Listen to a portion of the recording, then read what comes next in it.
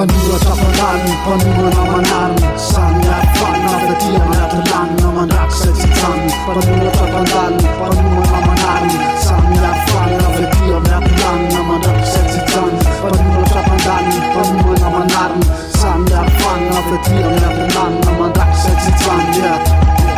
Efa vonona piela tsy mifoana ny fepetra fanametraka fanampy tsy mitamby. Soratra sy lesona mandadilady tian-dragitra miara-miady miara-tia mifampipampy ny teny. Teny soa tonga saina mba ho tsara ny sainao. Rehareha ny fonao, reharehan'le fiaina fa ny fiainana tsy meritra. Tanjona fepetra raha anaty meritra, hitsindalana ny tazana miara-mamizy miara-misalotra samboady mitato mivery manao fangana-pery amin'ny falavrariny azavariny ampangina amin'izay ankiana.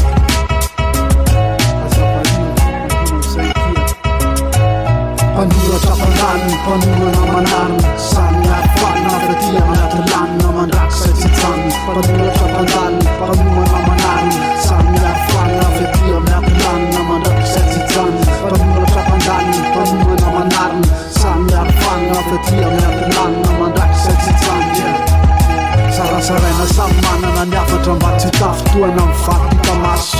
Ohatry ny vato anivorany sasaian-dratsy robaka mba handrify ny vato lavitry ny korotany ho lavitry ny afo. Vavan'olon-dratsy anginy ary fahombiazana sy fitahiny mirarina enti miatrika andro faho enti mandinika sy meritreritra ny atao. Antsirina ny lenina ny diapeniny zanity be marenina leo aneniny fanatyrimany refrain averimberiny ampiva fototra avidratsy taloha ka fatotra amin'ny sona omeniny ampo.